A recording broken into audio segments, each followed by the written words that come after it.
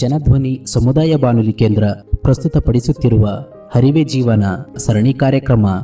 ಪ್ರಾಯೋಜಕರು ಕರ್ನಾಟಕ ರಾಜ್ಯ AIDS prevention society, Karnataka ಸರ್ಕಾರ. ತಪ್ಪದೆ ಕೇಳಿ ಹರಿವೆ ಜೀವನ ಪ್ರತಿ ಬುಧವಾರ ಬೆಳಿಗ್ಗೆ 9:20 ಹಾಗೂ ಮರುಪ್ರಸಾರ ಗುರುವಾರ ಮಧ್ಯಾಹ್ನ 2:40.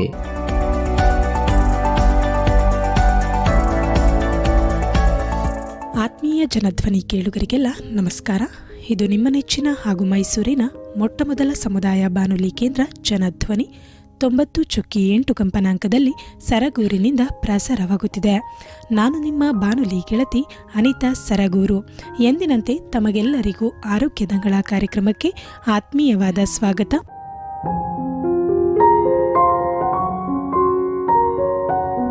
ಕೇಳುಗರೆ, PLHIV ಕುರಿತು ಮಾಹಿತಿಯನ್ನ ತಿಳಿಯೋಣ. ಈ ವಿಚಾರದ ಕುರಿತು ಮಾಹಿತಿಯನ್ನ ತಿಳಿಸಲು ಇಂದು ನಮ್ಮೊಂದಿಗಿದ್ದಾರೆ ಮೈಸೂರಿನ KR ಆಸ್ಪತ್ರೆಯ ART ಕೇಂದ್ರದ ಆಪ್ತ ಸಮಾಲೋಚಕರಾದ ಡಾಕ್ಟರ್ ಅಣ್ಣಪ್ಪರವರು. ಬನ್ನಿ ಅವರನ್ನ ಕಾರ್ಯಕ್ರಮಕ್ಕೆ ಸ್ವಾಗತಿಸಿ ಈ ವಿಚಾರದ ಕುರಿತು ಒಂದಿಷ್ಟು ಮಾಹಿತಿಯನ್ನ ತಿಳಿಯೋಣ. ಸರ್, ಮೊದಲನೇದಾಗಿ ಕಾರ್ಯಕ್ರಮಕ್ಕೆ ಆತ್ಮೀಯವಾದ ಸ್ವಾಗತ ಸರ್. ನಮಸ್ಕಾರ, ಸ್ವಾಗತ.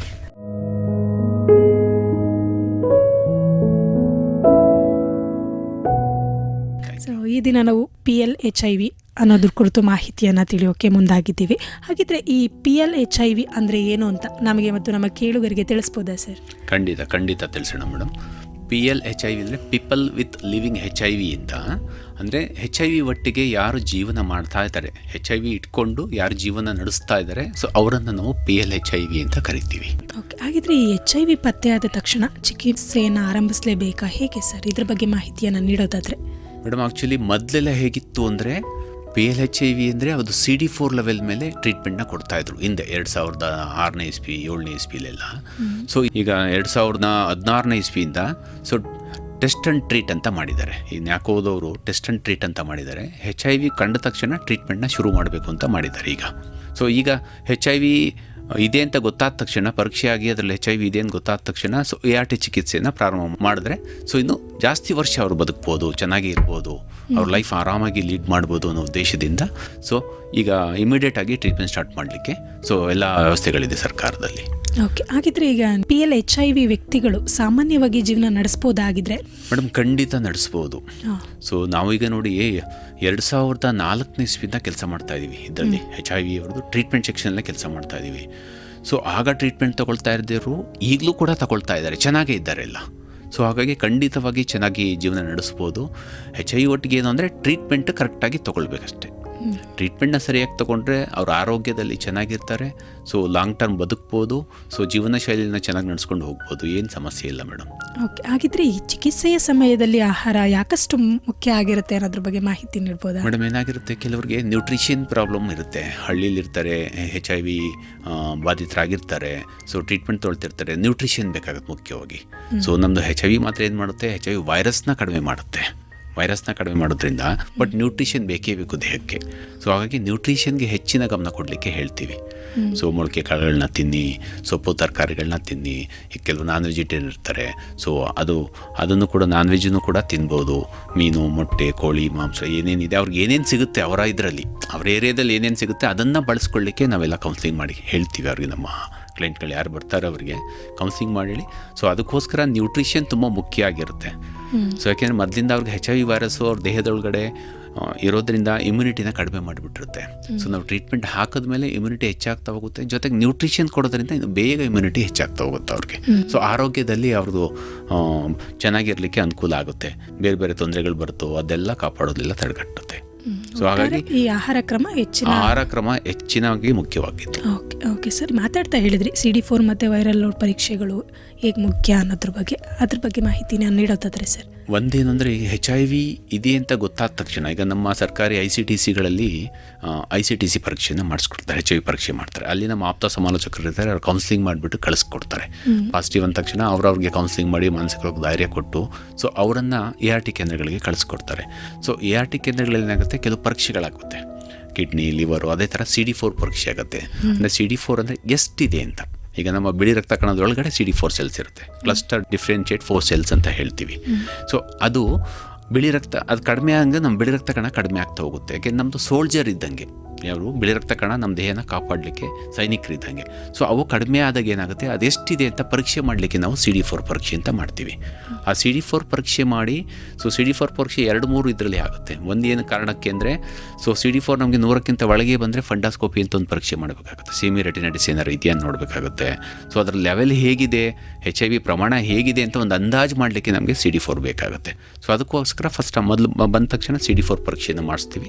ಜೊತೆಗೆ ಬೇರೆ ಬೇರೆ ಪರೀಕ್ಷೆಗಳು ಎಲ್ಲ ನಮ್ಮ ವೈದ್ಯಾಧಿಕಾರಿಗಳು ಮಾಡಿಸ್ಕೊಡ್ತಾರೆ.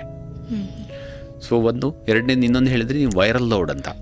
ವೈರಲ್ ಲೋಡ್ ಏಕೆ ಮಾಡಿಸ್ತೀವಿ ಅಂದರೆ, ಸೊ ವೈರಸ್ ಹೇಗಿದೆ ಅಂತಕ್ಕೆ ಹಿಂದೆ ನಮಗೆ ಇದು ವೈರಲ್ ಲೋಡ್ ಕಾನ್ಸೆಪ್ಟ್ ಹಿಂದೆ ಇರಲಿಲ್ಲ. ಬಾರಿ ಹಿಂದೆ 2002, 2004, 2007 ಇರಲಿಲ್ಲ ನಮ್ಮಲ್ಲಿ. ಸೊ ಈಗ ಒಂದು 5 ವರ್ಷದಿಂದ ವೈರಲ್ ಲೋಡು ಬಂದಿದೆ. ಸೊ ವೈರಸ್ನೇ ಡೈರೆಕ್ಟಾಗಿ ಡಿಟೆಕ್ಟ್ ಮಾಡುತ್ತೆ, ಇದೆಯೋ ಇಲ್ವೋ ಅಂತ. ಈಗ ಏನಾಗುತ್ತೆ, ಹೊಸ ಪೇಷಂಟ್ ಬರ್ತಾರೆ, ಬಂದವ್ರಿಗೆ ವೈರಲ್ ಲೋಡ್ ಜಾಸ್ತಿ ಇರುತ್ತೆ. ನಾವು ಟ್ರೀಟ್ಮೆಂಟ್ ಹಾಕ್ತೀವಿ.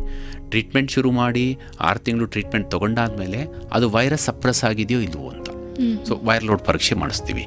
ಸೊ ಅದು ನಮ್ಮಲ್ಲೇ ಆಗುತ್ತೆ, ಎಲ್ಲ ಫ್ರೀ ಆಫ್ ಕಾಸ್ಟಲ್ಲಿ ಆಗುತ್ತೆ. ಸೊ ನಮ್ಮಲ್ಲೇ ವೈರಲ್ ಲೋಡ್ ಆಗುತ್ತೆ. ಆ ವೈರಲ್ ಲೋಡ್ ಮಾಡಿಸಿದ್ಮೇಲೆ ಏನಾಗುತ್ತೆ, ವೈರಲ್ ಲೋಡ್ TND ಅಂತ ಬಂದರೆ, ಟಾರ್ಗೆಟ್ ನಾಟ್ ಡಿಟೆಕ್ಟೆಡ್ ಅಂತ ಬಂದರೆ, ಸೊ ಆಗ HIV ವೈರಸ್ಸು ಫುಲ್ ಸಪ್ರೆಸ್ ಆಗಿದೆ, ಅವರಿಂದ ಯಾರಿಗೂ ಹರಡಲ್ಲ ಏನೋ ವೈರಸ್ಸು, ಅವರು ಆರೋಗ್ಯವಂತರಾಗಿರ್ತಾರೆ ಅಂತ. ಸೊ ಅದರಿಂದ ನಮ್ಗೆ ಗೊತ್ತಾಗ್ತಾ ಹೋಗುತ್ತೆ. ಸೊ ನಮ್ಮ ಏನು ಮಾಡ್ತೀವಿ, ಮೊದಲು 6 ತಿಂಗಳಿಗೆ ಒಂದ್ಸಲಿ ಮಾಡಿಸ್ತೀವಿ. ಮಾತ್ರೆ ಶುರು ಮಾಡಿ 6 ತಿಂಗಳಿಗೆ ಪರೀಕ್ಷೆ ಮಾಡಿಸ್ತೀವಿ ವೈರಲ್ ಲೋಡು. ಅದಾದಮೇಲೆ 1 ವರ್ಷಕ್ಕೆ ಮಾಡಿಸ್ತೀವಿ. 1 ವರ್ಷಕ್ಕೆ ಸ್ಟೇಬಲ್ ಆಯಿತು ಅವರು ಅಂದರೆ, ಸೊ ನೆಕ್ಸ್ಟ್ ನಾವು ಇದನ್ನ ವರ್ಷಕ್ಕೆ ಒಂದು ಮಾಡಿಸ್ಕೊಡ್ತಾ ಹೋಗ್ತೀವಿ. CD4 ಅಂದರೆ ಮೋರ್ ದೆನ್ 350, 350ಕ್ಕಿಂತ ಮೇಲೆ CD4 ಆಗಿದ್ದರೆ ಸೊ ಅವ್ರಿಗೆ ವರ್ಷಕ್ಕೆ ಒಂದ್ಸಲಿ ವೈರಲ್ ಲೋಡ್ ಮಾಡಿಸ್ತಾ ಹೋಗ್ತೀವಿ. ಸೊ ವೈರಲ್ ಲೋಡ್ ಮಾಡಿಸೋದ್ರಿಂದ ಅವ್ರು ತಗೊಳ್ತಾ ಇರೋ ಮಾತ್ರೆ ಕೆಲಸ ಮಾಡ್ತಾ ಇದೆಯೋ ಇಲ್ವೋ ಅಂತ ನಮಗೆ ಗೊತ್ತಾಗುತ್ತೆ. ಹಾಗಿದ್ರೆ ಅವರ ಚಿಕಿತ್ಸೆಯ ಅಂತ ನಮಗೆ ತಿಳಿಸೋದಾದ್ರೆ ಸರ್, ಯಾವ ರೀತಿ ಇರುತ್ತೆ ಚಿಕಿತ್ಸೆಗಳು? ಈಗ ನಮ್ಮಲ್ಲಿ first line, second line, third line 3 ಹಂತದ ಚಿಕಿತ್ಸೆ ಇದೆ. ಸೊ ಒಂದೊಂದು ಹಂತನೂ ಕೂಡ, ಒಂದು ಹಂತ ಅಂದರೆ 15 ವರ್ಷ ಕೆಲಸ ಮಾಡುತ್ತೆ. ಸೊ ಅಲ್ಲಿ ಟೋಟಲ್ 45 ಇಯರ್ಸ್ ಕೆಲಸ ಮಾಡೋಂಥ ಮಾತ್ರೆಗಳು ಈಗ ನಮ್ಮಲ್ಲಿ ಇದೆ. ನಮ್ಮ ದೇಶದಲ್ಲಿ 45 ವರ್ಷ ಕೆಲಸ ಮಾಡೋದು ಸೊ ಇದೆ. ಅದು ಉಚಿತವಾಗಿ ಸಿಗುತ್ತೆ ನಮ್ಮ ಸರ್ಕಾರದಲ್ಲಿ, ಆಯಿತಾ. ನಮ್ಮ ART ಕೇಂದ್ರ ಉಚಿತವಾಗಿ ಸಿಗುತ್ತೆ. ಸೊ ಮೊದಲನೇ ಹಂತದಲ್ಲಿ ಬಂದ್ಬಿಟ್ಟು ನಿಮಗೆ ಸ್ಟಾರ್ಟಿಂಗ್ ನಮ್ಮ ಪೇಷಂಟ್ಸ್ ಬರ್ತಾರೆ, ಬಂದಾಗ ಅವ್ರಿಗೆ ಕೌನ್ಸಿಲಿಂಗ್ ಆಗುತ್ತೆ. ನಮ್ಮಲ್ಲಿ ಕೌನ್ಸಿಲಿಂಗ್ ಆಗಿ ನಮ್ಮ ಕೌನ್ಸಿಲರ್ಗಳೆಲ್ಲ ಕೌನ್ಸಿಲಿಂಗ್ ಮಾಡ್ತೀವಿ. ಕೌನ್ಸಿಲಿಂಗ್ ಆದಮೇಲೆ ಎಲ್ಲ ಇನ್ವೆಸ್ಟಿಗೇಷನ್ಸ್ ಆಗುತ್ತೆ, ಡಾಕ್ಟ್ರಲ್ಲಿ ಇನ್ವೆಸ್ಟಿಗೇಷನ್ ಬರೆಸ್ತಾರೆ. ಇನ್ವೆಸ್ಟಿಗೇಷನ್ ಆದಮೇಲೆ ನಂತರ ART ಚಿಕಿತ್ಸೆನ ಶುರು ಮಾಡ್ತೀವಿ. ಸೊ ART ಚಿಕಿತ್ಸೆ ಶುರು ಮಾಡೋಕ್ಕಿಂತ ಮುಂಚೆ ಅಡರೆನ್ಸ್ ಕೌನ್ಸಿಲಿಂಗ್ ಅಂತ ಆಗುತ್ತೆ. ಅಂದರೆ ಮಾತ್ರೆ ಹೇಗೆ ತೊಗೋಬೇಕು, ಯಾಕೆಂದರೆ ಯಾರು ರೆಗ್ಯುಲರ್ 1 ವಾರಕ್ಕೆ ಮಾತ್ರೆ ತೊಗೊಂಡಿರ್ತಾರೆ, 10 ದಿವಸಕ್ಕೆ ತೊಗೊಂಡಿರ್ತಾರೆ, ಬಿಟ್ಬಿಡ್ತಾರೆ. ಕೆಲವರು ಈಗ ಜ್ವರ ಅಂತ ಬರೆದ್ರೆ 1 ವಾರ ಬರೆದ್ರೆ 3 ದಿವಸ ತಗೊಳ್ತಾರೆ, ಬಿಟ್ಬಿಟ್ಟಿರ್ತಾರೆ. ಯಾಕೆಂದರೆ ಇದು ಲೈಫ್ ಟೈಮ್ ಟ್ರೀಟ್ಮೆಂಟ್ ಆದ್ದರಿಂದ ಅಡರೆನ್ಸ್ ಕೌನ್ಸಿಲಿಂಗ್ ಅಂತ ಆಗುತ್ತೆ. ಸೊ ಆ ಕೌನ್ಸಿಲಿಂಗ್ ಮಾಡಿದ ನಂತರ ಅವರು ಅದಕ್ಕೆ ಓಕೆ ಇದ್ದಾರೆ, ಬದ್ಧರಿದ್ದಾರೆ ಅಂದಾಗ ಸೊ ART ಮಾತ್ರೆನ ಶುರು ಮಾಡ್ತೀವಿ. ಸೊ ಅದು ಮೊದಲನೇ ಹಂತದ ಚಿಕಿತ್ಸೆ ಆಗಿರುತ್ತೆ. ಸೊ ಈಗೆಲ್ಲ ಹೊಸ ಡ್ರಗ್ ಬಂದಿದೆ. ಸೊ ಈಗ TLD ಅಂತ, ಟೆನಫೋವಿರ್, ಲಾಮೋಡಿನ್, ಡಾಲ್ಟಗ್ರವಿರ್ ಅಂತ ಬರುತ್ತೆ. ಸೊ ಅದು ಫಸ್ಟ್ ಲೈನ್ ಟ್ರೀಟ್ಮೆಂಟ್ ನಮ್ಮಲ್ಲಿ. ಸೊ ಫಸ್ಟ್ ಲೈನ್ ಟ್ರೀಟ್ಮೆಂಟ್ ಕೊಟ್ಟ ನಂತರ ಸೊ 6 ಮಂತ್ಸ್ ಆದ ತಕ್ಷಣ ಒಂದು CD4 ಮತ್ತು ವೈರಲ್ ಲೋಡ್ ಮಾಡಿಸ್ತೀವಿ. ಸೊ 6 ತಿಂಗಳಲ್ಲಿ ವೈರಸ್ ಸಪ್ರೆಸ್ ಆಗಿರಬೇಕು. ಸಪ್ರೆಸ್ ಆಗಿದ್ದರೆ ಸೊ ಟ್ರೀಟ್ಮೆಂಟ್ ಸೇಮ್ ಕಂಟಿನ್ಯೂ ಆಗ್ತಾ ಹೋಗುತ್ತೆ. ಮತ್ತು ಈಗ ಎಕ್ಸಾಂಪಲ್ ಕೆಲವರು ಮಾತ್ರೆ ಮಧ್ಯೆ ಬಿಟ್ಬಿಡ್ತಾರೆ. ಬಿಟ್ಟು ಮಾಡಿದಾಗ ಆಗೇನಾಗುತ್ತೆ, ವೈರಲ್ ಲೋಡ್ ಮಾಡಿಸಿದಾಗ ವೈರಲ್ ಲೋಡ್ ಏನಾದ್ರು ಜಾಸ್ತಿ ಬಂದರೆ, 1000ಕ್ಕಿಂತ ಜಾಸ್ತಿ ಬಂದರೆ ನಮ್ಮನ್ನು ಯಾಕೋ ಗೈಡ್ಲೈನ್ ಹೇಳುತ್ತೆ ಟ್ರೀಟ್ಮೆಂಟ್ ಫೇಲ್ಯೂರ್ ಆಗ್ತಾಯಿದೆ ಅಂತ. ಸೊ ಆಗ ಏನು ಮಾಡ್ತೀವಿ, ಟ್ರೀಟ್ಮೆಂಟ್ ಫೇಲ್ಯೂರ್ ಆಗ್ತಾಯಿದೆ ಅಂದಾಗ ಸೊ ಎನ್ಹಾನ್ಸ್ ಅಡ್ರೆನ್ಸ್ ಕೌನ್ಸಿಲಿಂಗ್ ಅಂತ ಮಾಡ್ತೀವಿ, EAC ಅಂತ. ಅಂದರೆ ಮತ್ತೆ ಏನಕ್ಕೆ ಮಾತ್ರೆ ಬಿಟ್ಟಿದ್ರು ಅವರು, ಏನು ರೀಸನ್ ಅಂತ ಕೇಳಿಕೊಂಡು, ಸೊ ಈಗ ಬಿಡಬಾರ್ದು ಮಾತ್ರೆನ, ಈಗ ತೊಗೊಂಡ್ರಿಂದ ವೈರಸ್ ಜಾಸ್ತಿ ಆಗ್ತದೆ, ಮುಂದೆ ನಿಮ್ಮ ಆರೋಗ್ಯಕ್ಕೆ ಸಮಸ್ಯೆ ಆಗುತ್ತೆ, ಸೊ ಬೇರೆ ಬೇರೆ ತೊಂದರೆಗಳೆಲ್ಲ, ಅವಕಾಶವಾದಿ ಸೋಂಕುಗಳೆಲ್ಲ ಬಂದುಬಿಡುತ್ತೆ ನಿಮಗೆ. ಸೊ ಹಾಗಾಗಿ ಮಾತ್ರೆ ಬಿಡಬಾರ್ದು, ರೆಗ್ಯುಲರ್ ತೊಗೋಬೇಕು, ಮತ್ತು ಟೈಮ್ ಕರೆಕ್ಟ್ ಮೇಂಟೈನ್ ಮಾಡಬೇಕು. ಈಗ ಕೆಲವು ಮಾತ್ರೆ 24 ಗಂಟೆ ಕೆಲಸ ಮಾಡುತ್ತೆ, ಕೆಲವು ಮಾತ್ರೆ 12 ಗಂಟೆ ಕೆಲಸ ಮಾಡುತ್ತೆ. ಸೊ ಅದನ್ನೆಲ್ಲ ಕೌನ್ಸಿಲಿಂಗಲ್ಲಿ ಹೇಳ್ತಾ ಹೋಗ್ತೀವಿ. ಸೊ ಎನ್ಹಾನ್ಸ್ ಅಡ್ರೆನ್ಸ್ ಕೌನ್ಸಿಲಿಂಗ್ ಅಂತ. ಸೊ ಆ ಕೌನ್ಸಿಲಿಂಗ್ ಮಾಡಿ ಮತ್ತೆ ಪುನಃ 3 ತಿಂಗಳಿಗೆ ವೈರಲ್ ಲೋಡ್ ಟೆಸ್ಟ್ ಮಾಡಿಸ್ತೀವಿ. ಆ ವೈರಲ್ ಲೋಡ್ ಟೆಸ್ಟ್ ಏನಾದರೂ 1,000ಕ್ಕಿಂತ ಒಳಗೆ ಬಂದರೆ ಮತ್ತೆ ಟ್ರೀಟ್ಮೆಂಟ್ ಕಂಟಿನ್ಯೂ ಆಗುತ್ತೆ. ಏನಾದರೂ ಅದು 2,000, 3,000, 10,000, 1,00,000 ಈಗೆಲ್ಲ ಬಂದರೆ ಏನಾಗುತ್ತೆ, ದಟ್ ಫೇಲ್ಯೂರ್ ಆಗ್ತಾಯಿದೆ ಮಾತ್ರೆ ಅಂತ. ಸೊ ಆಗೇನು ಮಾಡ್ತೀವಿ ನಾವು, ಇನ್ನೊಂದು EAC 2 ಅಂತ ಮಾಡ್ತೀವಿ. ಮತ್ತೊಂದು 3 ತಿಂಗಳು ಅವಕಾಶ ಕೊಟ್ಟು ಅವ್ರ ಟೈಮ್ ಏನಾದ್ರು ವೇರಿಯೇಷನ್ ಆಗಿದೆಯಾ, ಸೊ ನುಂಗಿಲ್ವಾ, ಮಧ್ಯ ಏನಾದ್ರು ಬಿಟ್ಟಿದ್ದಾರಾ, ಅದನ್ನೆಲ್ಲ ಅಸೆಸ್ ಮಾಡ್ತೀವಿ ಕೌನ್ಸಿಲಿಂಗಲ್ಲಿ. ಅಸೆಸ್ ಮಾಡಿಬಿಟ್ಟು EAC 2 ಕೌನ್ಸಿಲಿಂಗ್ ಮಾಡ್ತೀವಿ. ಮತ್ತು 3 ತಿಂಗಳಾದ ಮತ್ತೆ ವೈರಲ್ ಲೋಡ್ ಆಗುತ್ತೆ. ಆಗ ಎಕ್ಸಾಂಪಲ್ ವೈರಲ್ ಲೋಡ್ ಎಗೇನ್ ಮತ್ತೆ ಜಾಸ್ತಿ ಬಂತು ಅಂದರೆ, 1,000ಕ್ಕಿಂತ ಜಾಸ್ತಿ ಬಂದರೆ, ಸೊ ಆಗ ಟ್ರೀಟ್ಮೆಂಟ್ ಫೇಲ್ಯೂರ್ ಅಂತ ಕನ್ಸಿಡರ್ ಮಾಡ್ತೀವಿ. ಸೊ ಕನ್ಸಿಡರ್ ಮಾಡಿ ನೆಕ್ಸ್ಟ್ ಲೈನ್ ಇರೋದು ಸೆಕೆಂಡ್ ಲೈನ್ ಟ್ರೀಟ್ಮೆಂಟ್ ಅಂತ ಹೋಗ್ತೀವಿ. ಸೊ ಸೆಕೆಂಡ್ ಲೈನ್ ಟ್ರೀಟ್ಮೆಂಟ್ಗೂ ಕೆಲವು ಎಕ್ಸಾಮಿನೇಷನ್ಗಳಿರುತ್ತೆ. ಸೊ ಡಾಕ್ಟರ್ಸ್ ಎಲ್ಲ ಮಾಡಿಸ್ಕೊಡ್ತಾರೆ. ಸೊ ಮಾಡಿಸಿದ್ಮೇಲೆ ಅದರ ಎಲಿಜಿಬಲ್ ಅಂದ ತಕ್ಷಣ ಸೆಕೆಂಡ್ ಲೈನ್ ಸ್ಟಾರ್ಟ್ ಮಾಡ್ತೀವಿ. ಸೊ ಸೆಕೆಂಡ್ ಲೈನು ಸೇಮ್ 6 ತಿಂಗಳು ಟ್ರೀಟ್ಮೆಂಟ್ ಕೊಡ್ತೀವಿ, 6 ತಿಂಗಳಾದಮೇಲೆ ವೈರಲ್ ಲೋಡ್ ಮಾಡ್ತೀವಿ. ವೈರಲ್ ಲೋಡ್ ಏನಾದರೂ ಬಿಲೋ 1000 ಕಡಿಮೆ ಆಯ್ತು, ಈಗ 20,000 ಆಯಿತು, ಸೊ TND ಬಂದುಬಿಡ್ತು, 0 ಬಂತು ಅಂದರೆ ಏನಾಗುತ್ತೆ, ವರ್ಕ್ ಆಯ್ತು ಅದು ಅಂತ. ಹೇಗೆ ನಾಗ ಅವನಿಗೆ ಕೌನ್ಸಿಲಿಂಗಲ್ಲಿ ಹೇಳ್ತೀವಿ, ನೋಡಪ್ಪ ಈಗ ಫಸ್ಟ್ ಲೈನ್ ಫೇಲ್ ಆಗಿದೆ, ಸೆಕೆಂಡ್ ಲೈನ್ ಸರಿಯಾಗಿ ತೊಗೋಬೇಕು, ಇದು 15 ವರ್ಷ ಕೆಲಸ ಮಾಡುತ್ತೆ, ನಿಮಗೆ 15 ವರ್ಷ ಕೆಲಸ ಮಾಡುತ್ತೆ, ಸರಿಯಾಗಿ ತೊಗೊಳ್ಳಿ ಅಂತ ಹೇಳ್ತೀವಿ. ಸೊ ಇದು ಫಸ್ಟ್ ಲೈನ್, ಸೆಕೆಂಡ್ ಲೈನ್ ಆಯಿತು. ಸೊ ಸೆಕೆಂಡ್ ಲೈನು ಸೇಮ್ ಇದೇ ಥರ ವೈರಲ್ ಲೋಡ್ ಮಾಡಿಸ್ತಾ ಹೋಗ್ತಾ ಇರ್ತೀವಿ, ವರ್ಷಕ್ಕೆ ಒಂದೊಂದ್ಸಲಿ ವೈರಲ್ ಲೋಡ್ ಮಾಡಿಸ್ತಾ ಇರ್ತೀವಿ ನಾವು. ಸೊ ಆ ವರ್ಷಕ್ಕೊಂದ್ಸಲಿ ವೈರಲ್ ಲೋಡ್ ಮಾಡಿಸ್ಕೊಂಡು ಮತ್ತೇನಾದರೂ ಅವ್ರು ಸರಿಯಾಗಿ ತೊಗೊಂಡಿಲ್ಲ, ಅಡರೆನ್ಸ್ ಫೇಲ್ಯೂರ್ ಇತ್ತು, ಟ್ರೀಟ್ಮೆಂಟ್ ಫೇಲ್ಯೂರ್ ಆದರೆ ಮತ್ತೆ ವೈರಲ್ ಲೋಡ್ ಜಾಸ್ತಿ ಬಂದರೆ ನೆಕ್ಸ್ಟ್ ಥರ್ಡ್ ಲೈನ್ ಅಂತ ಇದೆ. ಸೊ ಅದು ನಮ್ಮ ಮೈಸೂರಿನಲ್ಲಿ ಸಿಗಲ್ಲ, ಬೆಂಗಳೂರು ಬೌರಿಂಗ್ ಆಸ್ಪತ್ರೆಯಲ್ಲಿ ಇರುತ್ತೆ. ಸೊ ನಾವು ಅಲ್ಲಿಗೆ ಇವ್ರದ್ದು ಫೈಲ್ನ ರೆಫರ್ ಮಾಡಬೇಕಾಗುತ್ತೆ. ಮಾಡಿ ಆನ್ಲೈನ್ ಕೌನ್ಸಿಲಿಂಗ್ ಆಗುತ್ತೆ, ಕೆಲವು ಟೈಮು ಆನ್ಲೈನ್ ಮೀಟಿಂಗ್ ಆಗುತ್ತೆ ಈಗೆಲ್ಲ. ಸೊ ಅದ್ರ ಮುಖಾಂತರ ನೆಕ್ಸ್ಟ್ ಥರ್ಡ್ ಲೈನ್ಗೆ ಹೋಗಬೇಕಾಗುತ್ತೆ. ಸೊ ಈ ಥರ್ಡ್ ಲೈನು ಅಷ್ಟೇ, ಮತ್ತೆ ಪುನಃ ನಾವು ಮಾತ್ರೆ ಹಾಕಿದ್ಮೇಲೆ ಮತ್ತೆ 6 ತಿಂಗಳು ಪರೀಕ್ಷೆ ಆಗ್ತಾ ಹೋಗುತ್ತೆ, ವೈರಲ್ ಲೋಡ್ ಪರೀಕ್ಷೆ. ವೈರಲ್ ಲೋಡ್ ಏನಾದ್ರು ಸಪ್ರೆಸ್ ಆಗಿದರೆ ಅದೇ ಕಂಟಿನ್ಯೂ ಆಗುತ್ತೆ. ಸೊ ನಾನು ಹೇಳೋದು ಈಗ ಏನಂದರೆ, ನೀವು 3 ಲೈನ್ ಮಾತ್ರೆ ಇದೆ, ಒಂದೊಂದು ಲೈನ್ 15 ವರ್ಷ ಕೆಲಸ ಮಾಡುತ್ತೆ. ಸೊ ಟೋಟಲ್ 45 ಇಯರ್ಸ್, ಈಗಿರೋ ಮಾತ್ರೆಯಲ್ಲಿ 45 ಇಯರ್ಸ್ ಆರಾಮಾಗಿ ಜೀವನ ಮಾಡ್ಬೋದು. ನಮ್ಮ HIV ಬಾಧಿತರು ಆರಾಮಾಗಿ ಜೀವನ ಮಾಡ್ಬೋದು. ಬಟ್ ಅದನ್ನು ಸದಾವಕಾಶ ಕರೆಕ್ಟಾಗಿ ತೊಗೋಬೇಕು, ಅಡರೆನ್ಸ್ ಕರೆಕ್ಟಾಗಿ ಮೇಂಟೈನ್ ಮಾಡಬೇಕು. ಅಂದರೆ ಮಾತ್ರೆಗಳನ್ನ ಸರಿಯಾದ ಸಮಯಕ್ಕೆ ತೊಗೊಳ್ಬೇಕು. ಸರಿಯಾದ ಸಮಯಕ್ಕೆ ತೊಗೊಂಡು ಕರೆಕ್ಟಾಗಿ ಅವರು ನ್ಯೂಟ್ರಿಷನ್ ಫುಡ್ನ ಕಂಟಿನ್ಯೂ ಮಾಡಿದ್ರೆ ಅಪ್ ಟು 45 ಇಯರ್ಸ್ ಆರಾಮಾಗಿರ್ಬೋದು. ಸೊ ಇಲ್ಲಿ 3 ಹಂತದಲ್ಲಿ ಮಾತ್ರೆ ಇದೆ. ಸೊ ಒಂದು ಹಂತ ಬೇಗ ಮುಗಿದ್ಬಿಟ್ರೆ ನೆಕ್ಸ್ಟ್ ಹಂತನೂ ಬೇಗ ಮುಗಿಸ್ಬಿಡ್ತಾರೆ ಕೆಲವರು, ಯಾಕೆಂದ್ರೆ ಬಿಟ್ಟು ಅಭ್ಯಾಸ ಆಗಿಬಿಟ್ಟಿರುತ್ತಲ್ಲ, ಹಂಗಾದಾಗ ಬೇಗ ಕ್ಲೋಸ್ ಮಾಡ್ಕೊಳ್ಳೋರು ಇರ್ತಾರೆ ಕೆಲವರು.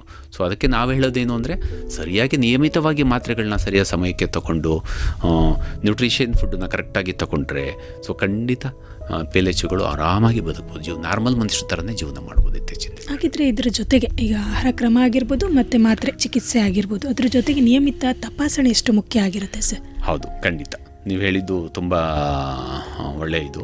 ಸೊ ಏನು ತಪಾಸಣೆ ಏನಂದರೆ, ಕೆಲವು ಈ ಡ್ರಗ್ಗಳಿಂದ ಕೆಲವು ತೊಂದರೆಗಳಾಗೋ ಸಾಧ್ಯತೆ, ಸೈಡ್ ಎಫೆಕ್ಟ್ಸ್ಗಳಾಗೋ ಸಾಧ್ಯತೆಗಳಿರುತ್ತೆ. ರೇರ್ ಕೇಸಸ್, 100ಕ್ಕೆ 1,000ಕ್ಕೆ 5 ಜನಕ್ಕೋ 6 ಜನಕ್ಕೋ ಈ ಥರ ಆಗುತ್ತೆ. ಅದಕ್ಕೋಸ್ಕರ ಏನು ಮಾಡ್ತೀವಿ ನಾವು, 6 ತಿಂಗಳಿಗೆ ಒಂದ್ಸಲಿ ಒಂದು ಕಿಡ್ನಿ ಪರೀಕ್ಷೆ, ಸೊ ಲಿವರ್ ಪರೀಕ್ಷೆ, ಸೊ ಜೊತೆಗೆ ನಾವು ಹೇಳ್ದಂಗೆ ಮೊದಲೇ ಮಾತಾಡ್ದಂಗೆ CD4 ವೈರಲ್ ಲೋಡು, ಇಷ್ಟು ಪರೀಕ್ಷೆಗಳನ್ನ ಮಾಡಿಸ್ಕೊಳ್ತಾ ಇರ್ತೀವಿ.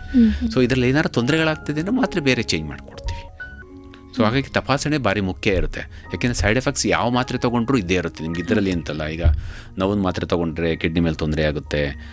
ಸೊ ಮತ್ತು ಬೇರೆ ಮಾತ್ರೆ ತೊಗೊಂಡು ಸೈಡ್ ಎಫೆಕ್ಟ್ಸ್ಗಳು ಎಲ್ಲರೂ ನೋಡಿರ್ತಾರೆ ಬೇರೆ ಇದರಲ್ಲೆಲ್ಲ. ಸೊ ಹಾಗಾಗಿ ಇದರಲ್ಲೂ ಸ್ವಲ್ಪ ಇರುತ್ತೆ.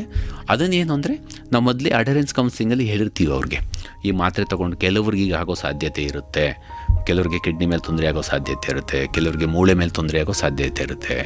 ಸೊ ಇದೆಲ್ಲ ಇರುತ್ತೆ. ಇದೇನಾದ್ರು ಗಮನಕ್ಕೆ ನಿಮಗೆ ಬಂದರೆ ನಮಗೆ ನೀವು ಬಂದು ಹೇಳಿ. ಸೊ ಹೇಳಿದ್ರೆ ನಾವು ಇಮಿಡಿಯೇಟ್ ಮಾತ್ರೆ ಚೇಂಜ್ ಮಾಡ್ಲಿಕ್ಕೆ ಅನುಕೂಲ ಆಗುತ್ತೆ ಅಂದ್ಬಿಟ್ಟು ಹೇಳ್ತೀವಿ. ಹಂಗಾಗಿ ತಪಾಸಣೆ ರೆಗ್ಯುಲರ್ ಇರಲೇಬೇಕು. ಈಗ ಟ್ರೀಟ್ಮೆಂಟ್ ಶುರು ಮಾಡಿಬಿಟ್ಟು ಬರೀ ಮಾತ್ರೆ ತೊಗೊಂಡು ವರ್ಷಾನುಗಂಟಲೆ ಒಂದೇ ಮಾತ್ರೆಲಿ ಇದ್ದರೂ ಆಗಲ್ಲ. ಯಾಕೆ ನಮ್ಗೆ ವೈರಲ್ ಲೋಡ್ ಪರೀಕ್ಷೆಗಳಾಗಬೇಕು, ಈ ಮಾತ್ರೆ ಕೆಲಸ ಮಾಡ್ತಾ ಇದೆಯೋ ಇಲ್ವೋ ಅಂತ ನೋಡಬೇಕಾಗುತ್ತೆ, ಮತ್ತು CD4 ಎಷ್ಟಿದೆ ನೋಡಬೇಕಾಗುತ್ತೆ, ಮತ್ತು ಕಿಡ್ನಿ ಕರೆಕ್ಟಾಗಿದೆಯಾ, ಕಿಡ್ನಿ ಮೇಲೆ ಏನಾದ್ರು ತೊಂದರೆ ಕೊಟ್ಟಿದೆಯಾ, ಇಲ್ಲ ಮೂಳೆಗಳ ಮೇಲೆ ಏನಾದ್ರು ತೊಂದರೆ ಕೊಟ್ಟಿದೆಯಾ ಅಂತ ನೋಡಬೇಕಾಗುತ್ತೆ. ಸೊ ಹಾಗಾಗಿ ಮತ್ತು ಕೆಲವು ಮಾತ್ರೆಗಳಲ್ಲಿ ಅನಿಮಿಕ್ HB ಕಡಿಮೆ ಆಗೋ ಸಾಧ್ಯತೆ ಇರುತ್ತೆ. ಸೊ ಅದು ನೋಡಬೇಕಾಗುತ್ತೆ. ಸೊ ಅದಕ್ಕೋಸ್ಕರ ಪರೀಕ್ಷೆಗಳು ನಿಯಮಿತವಾಗಿ ಇರಬೇಕಾಗುತ್ತೆ. ಖಂಡಿತ ಸರ್, ಇದುವರೆಗೂ ಚಿಕಿತ್ಸೆಗೆ ಮುಖ್ಯ, ಹಾಗೆ ಆರೋಗ್ಯ ತಪಾಸಣೆ ಕೂಡ ಮುಖ್ಯ ಅನ್ನೋದ್ರ ಕುರಿತು ಮಾಹಿತಿಯನ್ನು ನೀಡಿದ್ರಿ. ಹಾಗಿದ್ರೆ ಈ PLHIV ವ್ಯಕ್ತಿಗಳು ಮದುವೆ ಆಗ್ಬೋದಾ ಅಥವಾ ಮಕ್ಕಳನ್ನೇನಾದ್ರು ಹೊಂದಬೋದಾ, ಹೇಗೆ ಸರ್ ಇದ್ರ ಬಗ್ಗೆ ಮಾಹಿತಿ ನೀಡೋದಾದ್ರೆ? ಹೌದು ಮೇಡಮ್, ಯಾಕೆಂದರೆ ಇದು ಸಾಕಷ್ಟು ಜನದಲ್ಲಿ ಕೆಲವರಲ್ಲಿ ಗೊಂದಲ ಇದೆ. ಸೊ ಕೆಲವರು ಬೇರೆ ಥರ ಹೇಳ್ತಾರೆ, ನೀವು ಆಗಬಾರ್ದು ಹಾಗೆ ಹೀಗೆ ಅಂತ. ಸೊ ಒಂದು ಹೇಳೋದೇನು ಅಂದರೆ, ಹೊಸದಾಗಿ ವೈರಲ್ ಲೋಡ್ ಸಪ್ರೆಸ್ ಆದರೆ, ನಾನು ಹೇಳಿದೆ ಮೊದಲು ವೈರಲ್ ಲೋಡ್ ಬಗ್ಗೆ ಮಾತಾಡಿದ್ವಿ, ವೈರಲ್ ಲೋಡ್ TND ಅಂತ ಬಂದರೆ ಸಪ್ರೆಸ್ ಆಗಿದ್ದರೆ ಖಂಡಿತ ಅವರಿಂದ ಯಾರಿಗೂ ಹರಡೋದಿಲ್ಲ. ಸೊ ನಾವೇನು ಮಾಡ್ತೀವಿ, ಯಾರಿಗೆ ಮಕ್ಕಳಿಲ್ಲ ಅವಶ್ಯಕತೆ ಇದೆ ಅಂಥವ್ರಿಗೆ ಮಾಡ್ಕೊಳ್ಳಿಕ್ಕೆ ಪ್ರಾವಿಷನ್ ಕೊಡ್ತೀವಿ. ಸೊ ಒಂದೇನು ಅಂದರೆ, ಈಗ ಎಕ್ಸಾಂಪಲ್, ಒಂದು ಮಕ್ಕಳಿಲ್ಲ, ಮದುವೆ ಆಗಿದ್ದಾರೆ, 2 PLHIಗಳಿದ್ದಾರೆ, ಮಗು ಬೇಕು ಅಂತ ಇದು ಮಾಡ್ತಿರ್ತಲ್ಲ, ಅವ್ರಿಗೆ ವೈರಲ್ ಲೋಡ್ ಟೆಸ್ಟ್ಗಳನ್ನ ಮಾಡಿಸ್ಬಿಟ್ಟು ವೈರಲ್ ಲೋಡ್ ನಾರ್ಮಲ್ ಇದ್ದರೆ ಒಂದು ಮಗು ಮಾಡ್ಕೊಳ್ಳಿಕ್ಕೆ ಅವಕಾಶ ಕೊಡ್ತೀವಿ. ಮಗುಗೆ ಯಾವುದೇ ಕಾರಣಕ್ಕೂ ಬರಲ್ಲ. ಅಂದರೆ ಇವಾಗ PLHIV ಅಂದರೆ ಇಬ್ಬರಿಗೂ ಇದ್ದರೆ ಮಾತ್ರ, ಇಬ್ಬರಿಗೂ ಇದ್ರೂ ಮಾಡ್ಕೊಳ್ಬೋದು, ಇಬ್ಬರಿಗಿಲ್ಲ ಅಂದ್ರೂ PEP ಅಂತ ಬರುತ್ತೆ. PrEP ಬಂದ್ಬಿಟ್ಟು ಪೋಸ್ಟ್ ಎಕ್ಸ್ಪೋಸರ್ ಪ್ರೊಫಿಲಾಕ್ಸಿಸ್ ಅಂತ ಇರುತ್ತೆ. ಸೊ ಅದು ಬರ್ದಂಗೆ ತಡೆಗಟ್ಟಲಿಕ್ಕೆ ಮೊದಲೇ ಅಡ್ವಾನ್ಸ್ ಆಗಿ ಮಾತ್ರೆ ಕೊಟ್ಬಿಟ್ಟು ಅದು ಕೂಡ ಮಾಡ್ಕೊಳ್ಳೋದು. ಹೊಸ ಟೆಕ್ನಾಲಜಿಗಳಿದೆ, ಹೊಸದಿದೆ. ಬೇಕು ಅನ್ನೋರು ಅಡ್ವೈಸ್ ತಗೊಂಡು, ಸೊ ಭೇಟಿ ಮಾಡಿ, ART ಕೇಂದ್ರಗಳಲ್ಲಿ ಭೇಟಿ ಮಾಡಿ ಅವ್ರ ಜೊತೆ ಮಾತಾಡಿ ವೈದ್ಯಾಧಿಕಾರೊಟ್ಟಿಗೆ ಆಮೇಲೆ ಮಾಡ್ಕೋಬೋದು, ಏನು ತೊಂದರೆ ಇಲ್ಲ. ಬಟ್ ಅದನ್ನೆಲ್ಲ ಫಾಲೋ ಮಾಡಬೇಕಾಗತ್ತೆ. ಈಗ ಸುಮ್ಮನೆ ತೊಗೊಂಡ್ಬಿಡೋದು, ಇವ್ರು ಮಾತ್ರೆ ಬಿಟ್ಬಿಡೋದು, ವೈರಲ್ ಲೋಡ್ ಜಾಸ್ತಿ ಇರೋ ಮತ್ತೆ ಪುನಃ ಹೆಂಡತಿ ಬಂದ್ಬಿಡುತ್ತೆ, ಮಗುಗೆ ಬಂದ್ಬಿಡುತ್ತೆ, ಈ ಥರ ಆಗುತ್ತೆ. ಸೊ ಅದಕ್ಕೋಸ್ಕರ ಅದು ನಿಯಮಬದ್ಧವಾಗಿ ಬಂದು ಮಾತಾಡಿ ಅವ್ರ ವೈರಲ್ ಲೋಡ್ ಟೆಸ್ಟ್ಗಳೆಲ್ಲ ಮಾಡಿಸ್ಕೊಂಡು, ವೈರಸ್ ಸಪ್ರೆಸ್ ಇದ್ದರೆ ಅವಶ್ಯಕತೆ ಇದೆ ಎಂದಾಗ ಒಂದು ಮಾಡ್ಕೋಬೋದು ಮೇಡಮ್, ಏನು ತೊಂದರೆ ಇಲ್ಲ. ಓಕೆ ಸರ್, ಹಾಗಿದ್ರೆ ಈ ಸರಿಯಾದ ಚಿಕಿತ್ಸೆ ಪಡೆಯದೇ ಇದ್ದರೆ ಇತರರಿಗೆ ಸೋಂಕು ಹರಡುವ ಸಾಧ್ಯತೆ ಎಷ್ಟು ಮಟ್ಟಿಗಿದೆ ಸರ್? ಮೇಡಮ್ 100%. ಈಗ ನಾವು ಇದುವರೆಗೂ ಮಾತಾಡಿದ್ವಿ, ಟ್ರೀಟ್ಮೆಂಟ್ ತೊಗೊಂಡ್ರೆ ವೈರಸ್ ಸಪ್ರೆಸ್ ಆಗುತ್ತೆ, ವೈರಲ್ ಸಪ್ರೆಸ್ ಆದರೆ ಹರಡಲ್ಲ ಯಾರಿಗೂ ಅವರಿಂದ ಅಂತ. ಸೊ ಒಂದೇನಾಗುತ್ತೆ, ಟ್ರೀಟ್ಮೆಂಟ್ ತೊಗೊಳ್ಳಿಲ್ಲ ಅಂದರೆ ವೈರಲ್ ಲೋಡ್ ಜಾಸ್ತಿ ಆಗ್ತಾ ಹೋಗುತ್ತೆ. ವೈರಲ್ ಲೋಡ್ ಜಾಸ್ತಿ ಆದಾಗ ಏನಾಗುತ್ತೆ, ಸೊ ಹರಡೋ ಸಾಧ್ಯತೆ ಜಾಸ್ತಿ ಇರುತ್ತೆ. ಯಾಕೆಂದರೆ ವೈರಸ್ ಜಾಸ್ತಿ ಆಗುತ್ತೆ. ಈಗ HIV ಇದೆ ಅಂತಂದರೆ ಸೊ ವೈರಸ್ ಜಾಸ್ತಿ ಆದಂಗೆ ಹರಡೋ ಸಾಧ್ಯತೆ ಹೆಚ್ಚಿರುತ್ತೆ. ಸೊ ಅದಕ್ಕೋಸ್ಕರ ಟ್ರೀಟ್ಮೆಂಟ್ ಇಲ್ಲ ಅಂದರೆ ವೈರಸ್ ಹರಡೋ ಸಾಧ್ಯತೆ ಜಾಸ್ತಿ ಇರುತ್ತೆ. ಸೊ ಅದಕ್ಕೋಸ್ಕರ ನ್ಯಾಕೋ ಏನು ಮಾಡ್ತು, ಹಿಂದೆ ಎಲ್ಲ ನಾನು ಹೇಳಿದೆ, ಮೊದಲೇ ಮಾತಾಡ್ದೇನೆ, CD4 ಮೇಲೆ ನಾವು ಟ್ರೀಟ್ಮೆಂಟ್ ಮಾಡ್ತಿದ್ವಿ. ಸೊ ಈಗ ಏನಕ್ಕೆ ಟೆಸ್ಟ್ ಆ್ಯಂಡ್ ಟ್ರೀಟ್ ಮಾಡಿದ್ದೀವಿ ಅಂದರೆ, ಸೊ ಎಲ್ಲರದು ವೈರಸ್ ಸಪ್ರೆಸ್ ಆಗಿಬಿಟ್ರೆ ಯಾರಿಗೂ ಹರಡ್ದಂಗೆ ತಡೆಗಟ್ಬೋದು. ಸೊ ನೆಕ್ಸ್ಟ್ ಫ್ಯೂಚರ್ ಹರಡ್ದಂಗೆ ತಡೆಗಟ್ಟಲಿಕ್ಕೆ ನಮಗೆಲ್ಲ ಅನುಕೂಲ ಆಗುತ್ತೆ. ಯಾರಿಗೂ ಹರಡ್ದಂಗೆ ನಮ್ಮ ಸಮಾಜನ ಚೆನ್ನಾಗಿ ಇಟ್ಕೊಬೋದು, PLHIV ಹೊಸ್ದಾಗಿ ಹೋಗ್ದಂಗೆ ಹೊಸ್ದಾಗಿ ಹರಡ್ದಂಗೆ ತಡೆಗಟ್ಬೋದು ಅನ್ನೋ ಉದ್ದೇಶದಿಂದ ಟೆಸ್ಟ್ ಆ್ಯಂಡ್ ಟ್ರೀಟ್ನ ಮಾಡಿರೋದು. ಈಗ ಹಾಗಿದ್ರೆ ಅಂದರೆ ನೀವು ಮಾತಾಡ್ತಾ ಹೇಳ್ದಂಗೆ ಹೊರಗಡೆ ಮುಂದಿನ ನಮ್ಮ ಒಂದು ಸಮಾಜ ಉತ್ತಮವಾಗಿರಬೇಕು, HIV ಹರಡೋದನ್ನು ತಡಿಬೇಕು ಅಂತಂದರೆ ಈಗ ಪ್ರಸ್ತುತ ಸರ್ಕಾರದ ವತಿಯಿಂದ ಇರುವಂಥ ಯೋಜನೆಗಳು ಅಥವಾ ಉಚಿತ ಚಿಕಿತ್ಸೆಗಳ ಬಗ್ಗೆ ಮಾಹಿತಿ ನೀಡೋದಾದರೆ ಸರ್? ಮೇಡಮ್ ಒಂದೇನು ಅಂದರೆ, ಈಗ ನಮ್ಮಲ್ಲಿ ಒಂದು ICE ಅಂತ ಸಪ್ರೇಟ್ ವಿಂಗ್ ಇದೆ. ಸೊ ಅದೇನು ಮಾಡುತ್ತೆ, ಈಗೆಲ್ಲ ನಮ್ಮ ICTC ಕೇಂದ್ರಗಳಲ್ಲಿ ಕೌನ್ಸಿಲರ್ಸು ಇವರೆಲ್ಲ ಏನು ಮಾಡ್ತಾರೆ, ಎಲ್ಲ ಕಡೆ ಹೋಗಿ ಅವೇರ್ನೆಸ್ ಪ್ರೋಗ್ರಾಮ್ ಮಾಡ್ತಾರೆ. ಶಾಲಾ ಕಾಲೇಜುಗಳಲ್ಲಿ ಅವೇರ್ನೆಸ್ ಪ್ರೋಗ್ರಾಮ್ ಆಗುತ್ತೆ, ಕೆಲವು ಕ್ಯಾಂಪ್ಗಳಾಗುತ್ತೆ, ಕ್ಯಾಂಪ್ಗಳಲ್ಲಿ ಅವೇರ್ನೆಸ್ ಪ್ರೋಗ್ರಾಮ್ ಮಾಡ್ತಾರೆ. ಮತ್ತು ಕೆಲವು ರೇಡಿಯೋದಲ್ಲಿ FM ಅವೇರ್ನೆಸ್ ಪ್ರೋಗ್ರಾಮ್ ಬರುತ್ತೆ. ಮತ್ತು ಕೆಲವು ಕಡೆ ಎಲ್ಲ ನಾಟಕದ ಮುಖಾಂತರ ಅವೇರ್ನೆಸ್ ಪ್ರೋಗ್ರಾಮ್ ಮಾಡ್ತಾಯಿದ್ದಾರೆ ನಮ್ಮ ಸ್ಟೇಟ್ ಲೆವೆಲಿಂದ. ಸೊ ಈ ಥರ ಎಲ್ಲ ಥರದ ವ್ಯವಸ್ಥೆಗಳನ್ನೂ ಮಾಡಿದ್ದಾರೆ. ಮತ್ತು TVಗಳಲ್ಲಿ ಆ್ಯಡ್ ಬರುತ್ತೆ. ಸೊ ಇದೆಲ್ಲ ಮಾಡೋದ್ರಿಂದ ಏನಾಗುತ್ತೆ ಅಂದರೆ, ಸೊ HIV ಕಡಿಮೆ ಆಗಲಿ, ಸೊ ಎಲ್ಲರ ಜನಕ್ಕೆ ಅರಿವು ಬರಲಿ ಅಂತ, ಅರಿವು ಬಂದು ಅದನ್ನು ತಿಳ್ಕೊಳ್ಳಿ ಅನ್ನೆಲ್ಲ ಕತ್ಕೊಂಡು ಎಲ್ಲ ಥರದ ವ್ಯವಸ್ಥೆಯನ್ನು ಸರ್ಕಾರದ ಲೆವೆಲಿಂದ ಮಾಡ್ತಾ ಇದ್ದಾರೆ. ಸೊ ನಮ್ಮ ಕೆಸಾಪ್ಸು ಕರ್ನಾಟಕ ಎಜುಕೇಷನ್ ಲೆವೆಲಿಂದ ಎಲ್ಲ ಕಡೆ ಪ್ರೋಗ್ರಾಮ್ಗಳಾಗ್ತಾ ಇದೆ. ಸೊ ಎಲ್ಲ ಕಡೆ ಚೆನ್ನಾಗಿ ನಡೀತಾ ಇದೆ ಕಾರ್ಯಕ್ರಮಗಳಿದ್ದು. ಖಂಡಿತ ಸರ್. ಹಾಗಿದ್ರೆ ಈ PLHIV ವ್ಯಕ್ತಿಗಳಿಗೆ ಈ ಸಮಾಜದ ಬೆಂಬಲ ಹೇಗಿರಬೇಕು ಅಂತ ನಿಮ್ಮ ಅನಿಸಿಕೆಯನ್ನು ತಿಳಿಸೋದಾದ್ರೆ ಸರ್? ಮೇಡಮ್ ಇದು ಭಾರಿ ಮುಖ್ಯವಾದದ್ದು. ಏನಕ್ಕೆ ಅಂದರೆ ನೋಡಿ, ಒಬ್ಬರು HIV ಅಂದ ತಕ್ಷಣ ನಮ್ಮ ಹಳ್ಳಿಲಾಗ್ಬೋದು, ಯಾವುದೋ ಒಂದು ಹಳ್ಳಿಲಿ ಜನಗಳು ಅಯ್ಯೋ ಅವ್ನು ಮುಟ್ಟಂಗಿಲ್ಲ, ಮಾತಾಡೋಂಗಿಲ್ಲ, ಈ ಥರದ್ದೆಲ್ಲ ಬಂದ್ಬಿಡುತ್ತೆ. ಸೊ ನೀವು ನೋಡಿರ್ತೀರಿ, ನಾವು ನೋಡ್ತೀವಿ, ಸಾಕಷ್ಟು ಜನ ಬಂದು ನಮ್ಮ ಜೊತೆ ಮಾತಾಡಿ ಹೇಳಿರ್ತಾರೆ. ಸೊ ಹಿಂಗಂದ ತಕ್ಷಣ ನನಗೆ ಸಪ್ರೇಟ್ ತಟ್ಟೆ ಕೊಟ್ಬಿಟ್ರು ಸರ್, ಸಪ್ರೇಟ್ ಲೋಟ ಕೊಟ್ಬಿಟ್ರು, ಹೊರಗಡೆ ಹಾಕ್ಬಿಟ್ರು, ಈ ಥರದ್ದೆಲ್ಲ ಇದೆ. ಸೊ ಯಾರು PLHIV ಅಂದ ತಕ್ಷಣ ಅವರ ಫ್ಯಾಮಿಲಿಲಿ ಕುಟುಂಬದವರು ಅವ್ರಿಗೆ ಒಳ್ಳೆ ರೀತಿಯಲ್ಲಿ ಮಾತಾಡಿ ಸಾಂತ್ವನ ಹೇಳಿ, ಬಿಡು ಇರಲಿ ನಾನು ನೋಡ್ಕೊಳ್ತೀನಿ, ಏನು ತೊಂದರೆ ಇಲ್ಲ, ಇರ್ಬೋದು, ಬದುಕ್ಬೋದು, ಇದರಲ್ಲಿ ಚೆನ್ನಾಗಿರ್ಬೋದು ಅಂತ ಮಾನಸಿಕವಾಗಿ ಧೈರ್ಯ ಕೊಟ್ಟಾಗ ಅವ್ರಿಗೆ ಏನಾಗುತ್ತೆ ಅಂದರೆ, ಸೊ ನಾನು ಚೆನ್ನಾಗಿರ್ಬೇಕಪ್ಪ, ಮತ್ತು ಸಮಾಜದಲ್ಲಿ ನಾನು ಇನ್ನೊಬ್ರಿಗೆ ಹರಡ್ಸೋಕೆ ಹೋಗ್ಬಾರ್ದಪ್ಪ. ಸೊ ಇದೆಲ್ಲ ಒಂದು ಭಾವನೆಯಲ್ಲಿ ಬರುತ್ತೆ. ಮತ್ತು ಅವ್ನು ಲೈಫ್ ನಾರ್ಮಲ್ ಲೈಫ್ ಬದುಕಲಿಕ್ಕೂ ಒಂದು ಅನುಕೂಲ ಆಗುತ್ತೆ. ಇದೆಲ್ಲ ಒಂದೇನೋ ಮಾನಸಿಕವಾಗಿ ಧೈರ್ಯ ಕೊಟ್ಟರೆ, ಅಕ್ಕ ಸ್ನೇಹಿತರಾಗ್ಬೋದು, ಫ್ಯಾಮಿಲಿಯವರಾಗ್ಬೋದು, ಇವರೆಲ್ಲ ಧೈರ್ಯ ಕೊಟ್ಟಾಗ ಏನಾಗುತ್ತೆ ಅಂದರೆ ಅವ್ನಿಗೊಂಥರ ಮನಸ್ಸಿಗೆ ಆರಾಮಾಗುತ್ತೆ. ಸೊ ಆರಾಮಾಗಿ ತೊಗೊಳ್ತಾನೆ. ಇಲ್ಲಾಂದ್ರೆ ಏನು ಮಾಡ್ತಾನೆ, ಓ ಸರಪ್ಪ ಯಾರು ನಮ್ಮ ಮನೆಯವರೆಲ್ಲ ಒಬ್ಬರು ಈ ಥರ ಮಾತಾಡ್ತಾಯಿದ್ದಾರೆ, ನನಗೆ ಸ್ಟಿಗ್ಮಾ ಮಾಡ್ತಾಯಿದ್ದಾರೆ, ನನಗೆ ಮಕ್ಳನ್ನ ಮುಟ್ಟಕ್ಕೆ ಕೊಡ್ತಾಯಿಲ್ಲ, ಅಣ್ಣನ ಮಕ್ಕಳು ತಮ್ಮನ ಮಕ್ಕಳು ಯಾರು ಮುಟ್ಟಕ್ಕೆ ಕೊಡ್ತಾಯಿಲ್ಲ, ಅಯ್ಯೋ ಹಾಗೆಂದ್ರೆ ಮಾನಸಿಕವಾಗಿ ಕೊಂದು ಹೋಗ್ತಾನೋ. ಸೊ ಅದನ್ನೆಲ್ಲ ಅವರು ಇದು ಕೊಟ್ಟಾಗ ಏನಂತ, ಈಗ ಮಕ್ಳು ಮುಟ್ಟ ಕೊಡೋದು, ಮಕ್ಳು ಮುತ್ತು ಕೊಡೋದು, ಒಂದೇ ತಟ್ಟೆಯಲ್ಲಿ ಊಟ ಮಾಡೋದು, ಸೊ ಒಂದೇ ಬಟ್ಟೆ ಹಾಕೊಳ್ಳೋದು, ಈ ಥರದ್ದೆಲ್ಲ ಶೇರಿಂಗ್ ಮಾಡಿದಾಗ ಏನು ಅನಿಸುತ್ತೆ, ಸೊ ಅವನಿಗೆ ಫೀಲ್ ಬೇರೆ ಬರುತ್ತೆ. ಓ ನಾನು ಚೆನ್ನಾಗಿರ್ಬೋದು, ಬದುಕ್ಬೋದು, ಎಲ್ಲ ನಾನು ಚೆನ್ನಾಗಿ ನೋಡ್ಕೊಳ್ತಾ ಇದ್ದಾರೆ, ನನಗೇನು ಸಮಸ್ಯೆ ಇಲ್ಲ ಅಂತ. ಆಗ ಅವನ ಜೀವನ ಶೈಲಿ ಚೇಂಜ್ ಆಗ್ತಾ ಹೋಗುತ್ತೆ, ಮತ್ತು ಅವನ ಜೀವನ ಅವಧಿನೂ ಜಾಸ್ತಿ ಆಗ್ತಾ ಹೋಗುತ್ತೆ. ಒಟ್ಟಾರೆ ಈ ಸಮಾಜದ ಬೆಂಬಲ ಆಗಿರ್ಬೋದು ಅಥವಾ ಕುಟುಂಬ ಮತ್ತು ಸ್ನೇಹಿತರ ಬೆಂಬಲ ಅವ್ರಿಗಿರ್ಬೇಕು ಅನ್ನೋದನ್ನು ತಿಳಿಸ್ತಾ ಇದ್ದೀವಿ. ಭಾರಿ ಮುಖ್ಯ ಮೇಡಮ್. ಸ್ನೇಹಿತರಾಗ್ಬೋದು, ಫ್ಯಾಮಿಲಿಯವರಾಗ್ಬೋದು, ನಮ್ಮ PLHIVಗಳಿಗೆ ಅವರು ಸಪೋರ್ಟ್ ಮಾಡಿದ್ರೆ ತುಂಬ ಚೆನ್ನಾಗಿರುತ್ತೆ. ನಾವು ಸಾಕಷ್ಟು ನೋಡಿದ್ದೀವಿ ಮೇಡಮ್. ಎಷ್ಟೋ ಜನ ಟ್ರೀಟ್ಮೆಂಟ್ಗೆ ಬರ್ಬೇಕಾದ್ರೆ ಕರ್ಕೊಂಬರ್ತಾರೆ. ಕೆಲವರು ಅಪ್ಪನೇ ಕರ್ಕೊಂಬರ್ತಾರೆ ಮಗನ್ನ, ಕೆಲವರು ತಂದೆ ತಾಯಿಗಳನ್ನ ಮಕ್ಕಳು ಕರ್ಕೊಂಬರ್ತಾರೆ, ಕೆಲವರು ಮಕ್ಕಳುಗಳನ್ನ ಅಪ್ಪಂದಿರೇ ಕರ್ಕೊಂಬರ್ತಾರೆ ಟ್ರೀಟ್ಮೆಂಟ್ಗೆ. ಸೊ ಅಲ್ಲಿ ಏನಿರುತ್ತೆ ಅಂದರೆ ಬಾಂಡಿಂಗ್ ಚೆನ್ನಾಗಿರುತ್ತೆ. ಸೊ ಟ್ರೀಟ್ಮೆಂಟ್ ಕೊಡಿಸ್ಬೇಕು, ನನ್ನ ಮಗ ಚೆನ್ನಾಗಿರಬೇಕು ಅಂತ ಒಂದು ಕಡೆ ಇರುತ್ತೆ. ಸೊ ಇನ್ನು ಈ ಕಡೆ ನಮ್ಮ ಅಪ್ಪ ಅಮ್ಮ ಚೆನ್ನಾಗಿರಬೇಕು, ಟ್ರೀಟ್ಮೆಂಟ್ ಕರ್ಕೊಂಡು ಹೋಗ್ಬೇಕು ಅಂತ ಮಕ್ಕಳು ಕರ್ಕೊಂಬರ್ತಾರೆ. ಸೊ ಇದೇನಾಗುತ್ತೆ ಅಂದರೆ ಒಂದು ಬಾಂಡಿಂಗ್ ಚೆನ್ನಾಗಿದ್ದಾಗ ಏನಾಗುತ್ತೆ, ಇವ್ರಿಗೂ ಏನೂ ಅನಿಸಲ್ಲ, ಸ್ಟಿಗ್ಮಾ ಯಾವುದೂ ಇರಲ್ಲ, ಸೊ ಈ ಕಡೆನೂ ಯಾವುದೂ ಇರಲ್ಲ. ಹಂಗಾಗಿ ಆರಾಮಾಗಿ ಬದುಕ್ಬೋದು ಮೇಡಮ್, ತೊಂದರೆ ಇಲ್ಲ. Okay sir. ಹಾಗಿದ್ರೆ ಈ HIV ಬಗ್ಗೆ ನಮ್ಮ ಜನಗಳಿಗೆ ಆಗಲಿ ಅಥವಾ HIV ಪೀಡಿತರಿಗೆ ಆಗಿರ್ಬೋದು, ಇದ್ರ ಬಗ್ಗೆ ಭಯ ಇರಬೇಕಾ ಅಥವಾ ಅರಿವು ಹೊಂದಬೇಕಾ ಸರ್? ಮೇಡಮ್ ಭಯ ಇರೋ ಅವಶ್ಯಕತೆ ಇಲ್ಲ. ಈಗಿನ ಇದರಲ್ಲಿ ಅರಿವು ಬೇಕಷ್ಟೇ. ಅರಿವನ್ನು ಚೆನ್ನಾಗಿ ಇಟ್ಕೊಂಡ್ರೆ ಸೊ ಅದು ಬರ್ದಂಗೂ ತಡೆಗಟ್ಬೋದು, ಅದು ಹೋಗ್ದಂಗೂ ತಡೆಗಟ್ಬೋದು. ಸೊ ಇವ್ರ ಜೀವನನೂ ಚೆನ್ನಾಗಿ ನಡೆಸ್ಕೊಳ್ತಾ ಹೋಗ್ಬೋದು ಮೇಡಮ್. ಹಾಗಿದ್ರೆ ಈ HIV ಕುರಿತು ಸಮಾಜದಲ್ಲಿರುವಂತಹ ತಪ್ಪು ಕಲ್ಪನೆಗಳನ್ನ ತಿಳಿಸೋದಾದ್ರೆ ಸರ್? ಈಗ ಮೊದಲೆಲ್ಲ ಮಾತಾಡಿದ್ವಿ, ಕೆಲವ್ರದ್ದು HIV ಅಂದ ತಕ್ಷಣ ಅವರನ್ನು ಮಾತಾಡ್ಸೋದು ಬಿಟ್ಬಿಡೋದು, ಮತ್ತು ಮಕ್ಕಳನ್ನ ಎತ್ಕೊಳಕ್ಕೆ ಬಿಟ್ಬಿಡೋದು, ಸಪ್ರೇಟು ರಗ್ ಕೊಡೋದು, ದಿಂಬು ಸಪ್ರೇಟ್ ಕೊಡೋದು, ತಟ್ಟೆ ಸಪ್ರೇಟ್ ಕೊಡೋದು. ಸೊ ಇದೆಲ್ಲ ಅವಶ್ಯಕತೆ ಇಲ್ಲ. ಮತ್ತು ಸ್ನಾನದ ಮನೆಯಲ್ಲಿ ಬೇರೆ ಸೋಪ್ ಇಡೋದು, ಮತ್ತು ಟಾಯ್ಲೆಟ್ ರೂಮ್ ಅವ್ನು ಮಾಡಿದ ತಕ್ಷಣ ಮತ್ತೆ ಹೋಗಿ ತೊಳೆಯೋದು, ಇದೆಲ್ಲ ಏನು ಬೇಕಿಲ್ಲ ಮೇಡಮ್. ಒಂದೇನು ಅಂದರೆ ನಾರ್ಮಲ್ ಮನುಷ್ಯರನ್ನ ನಾವು ಹೇಗೆ ನೋಡ್ಕೊಳ್ತೀವಿ, ಬೇರೆಯವರು ಯಾವ ಥರದಲ್ಲಿ ಇರ್ತಾರೆ ಮನೇಲಿ, ಅದೇ ಥರ ಇವ್ರನ್ನ ನೋಡ್ಕೋಬೇಕಷ್ಟೆ. ಅದರಿಂದ ಎಲ್ಲ HIV ಹರಡಲ್ಲ. ಸೊ ಜನಕ್ಕೆ ಇನ್ನೂ ಒಂದು ಸ್ವಲ್ಪ ಅರಿವು ಬೇಕಾಗಿದೆ. ಸೊ ಅವ್ರನ್ನ ಬಿಟ್ಬೋದು, ಮಾತಾಡಿಸ್ಬೋದು, ಒಂದೇ ಬಟ್ಟೆ ಹಾಕೋಬೋದು, ಸೊ ಮಕ್ಕಳಿಗೆಲ್ಲ ಮಾತಾಡ್ಬೋದು, ಮಕ್ಳಿಗೆ ಊಟ ಮಾಡಿಸ್ಬೋದು, ಎಲ್ಲ ಮಾಡ್ಬೋದು ಮೇಡಮ್. ಯಾವುದೂ HIV ಆಗೆಲ್ಲ ಬರೋದಿಲ್ಲ.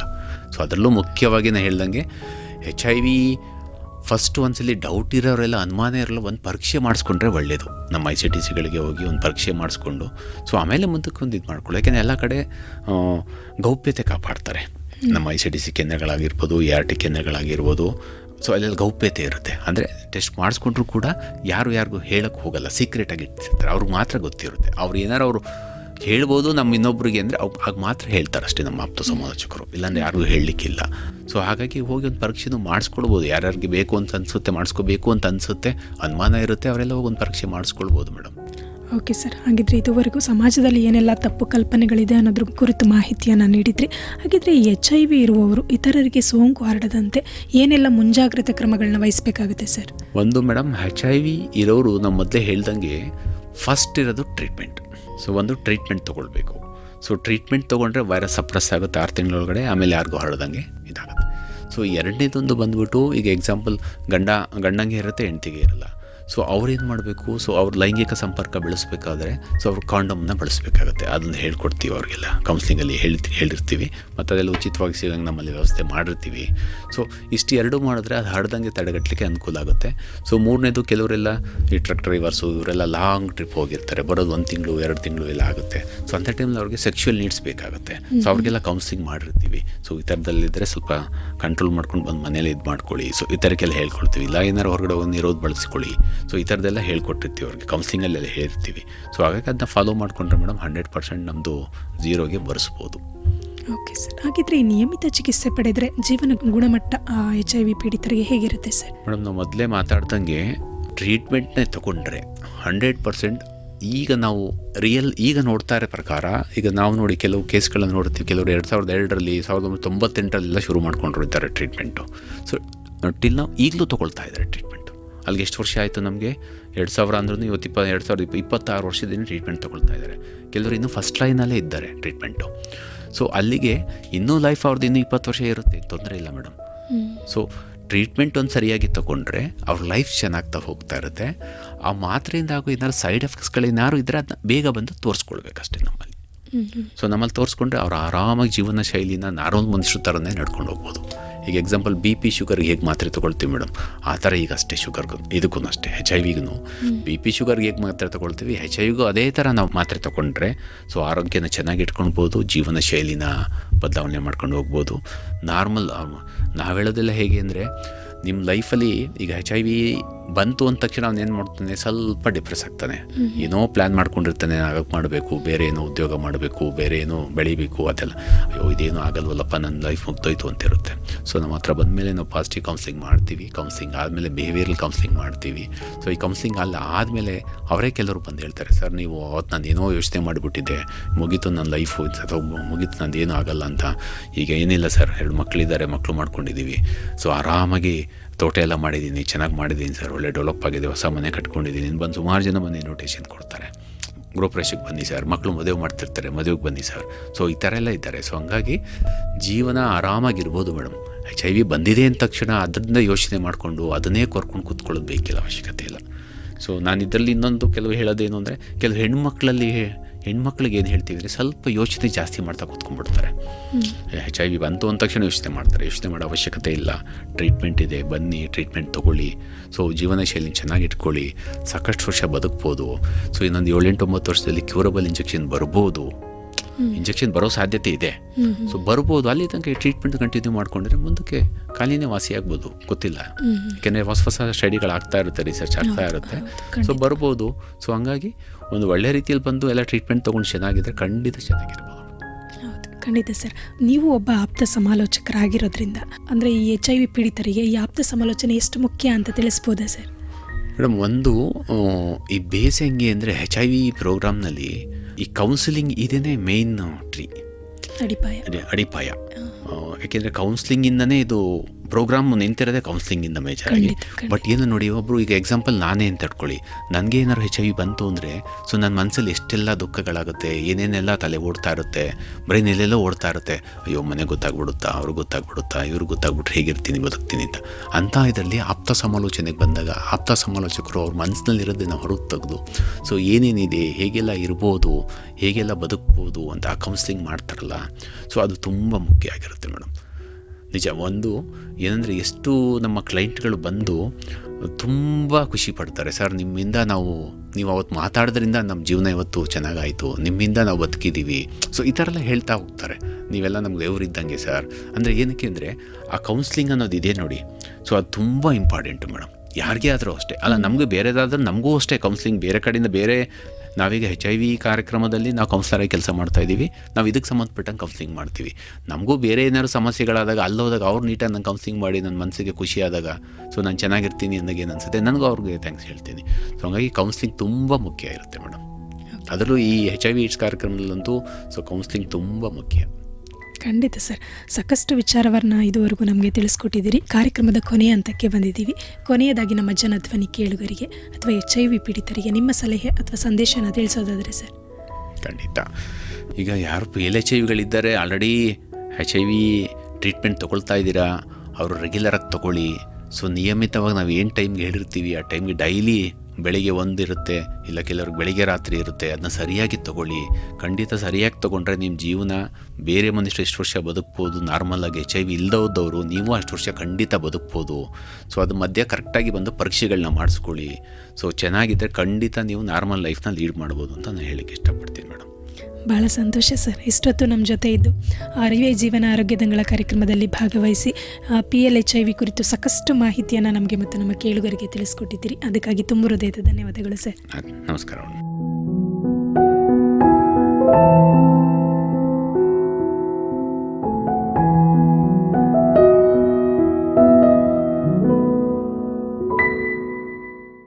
ಕೇಳುಗರೆ, ಇದುವರೆಗೂ ಅರಿವೇ ಜೀವನ ಆರೋಗ್ಯದಂಗಳ ಕಾರ್ಯಕ್ರಮದಲ್ಲಿ PLHIV ಕುರಿತು ಮಾಹಿತಿಯನ್ನು ನೀಡಿದವರು ಮೈಸೂರಿನ KR ಆಸ್ಪತ್ರೆಯ ART ಕೇಂದ್ರದ ಆಪ್ತ ಸಮಾಲೋಚಕರಾದ ಡಾಕ್ಟರ್ ಅಣ್ಣಪ್ಪರವರು. ಇದು ಇವತ್ತಿನ ಆರೋಗ್ಯದಂಗಳ ಕಾರ್ಯಕ್ರಮ. ಮತ್ತೆ ಮತ್ತೊಂದು ಕಾರ್ಯಕ್ರಮದಲ್ಲಿ ನಿಮ್ಮನ್ನು ಭೇಟಿಯಾಗ್ತೀನಿ. ಅಲ್ಲಿಯವರೆಗೂ ಕೇಳ್ತಾ ಇರಿ ಜನಧ್ವನಿ. ಇದು ನಿಮ್ಮ ಧ್ವನಿ, ನಿಮ್ಮೂರಿನ ಧ್ವನಿ, ಜನರ ಧ್ವನಿಯಾದ ಜನಧ್ವನಿ 90.8 ಕಂಪನಾಂಕದಲ್ಲಿ ಸರಗೂರಿನಿಂದ ಪ್ರಸಾರವಾಗುತ್ತಿದೆ. ನಮಸ್ಕಾರ.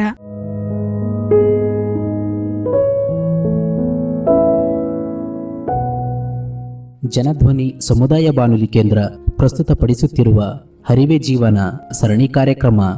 ಪ್ರಾಯೋಜಕರು ಕರ್ನಾಟಕ ರಾಜ್ಯ ಏಡ್ಸ್ ಪ್ರಿವೆನ್ಷನ್ ಸೊಸೈಟಿ, ಕರ್ನಾಟಕ ಸರ್ಕಾರ.